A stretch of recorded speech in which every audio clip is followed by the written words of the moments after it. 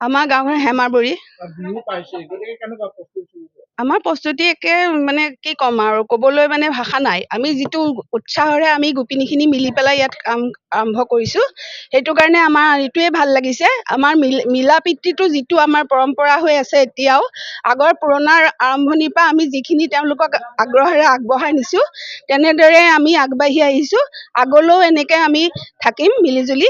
আচলতে আজিকালি কি হৈছে, আগৰ পুৰণা যিখিনি পৰম্পৰা আছিল সেইখিনি বহুত জেগাত নাইকিয়া হৈ গৈছে। গতিকে আমি ইয়াত এতিয়া ঢেঁকীৰ পৰা আদি কৰি সকলো বস্তু আমাৰ সম্পূৰ্ণ যোগাৰ থাকে।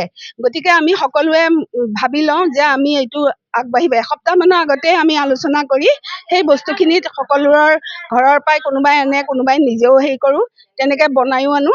আনি আমি ইয়াত যিখিনি আমাৰ ব্যৱস্থা বেছি হৈ গ'লে আমি কওঁ, কোনোবাই আমাক বিচাৰে, সেই বিচাৰিলে আমি পিঠা, চুঙা পিঠা, বৰ পিঠা, কেটলি পিঠা, তাৰপিছত ভাপত দিয়া পিঠা, তাৰপিছতে আৰু ধৰক আঙুলি পিঠা, পিঠাগুড়ি আঙুলি পিঠা, জেং পিঠা তাৰমানে, আৰু পাপৰ, পিঠাগুড়ি পাপৰ, চাগু পাপৰ আমি অন্যান্য বনাওঁ তাৰমানে।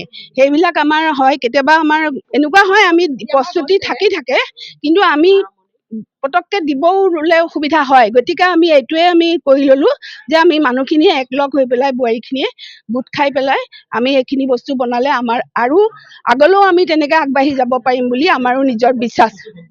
সম্পূৰ্ণ আমি প্ৰস্তুতি হৈ পেলাই এইখিনি আগবাঢ়িছোঁ, হৈ গ'ল আৰু।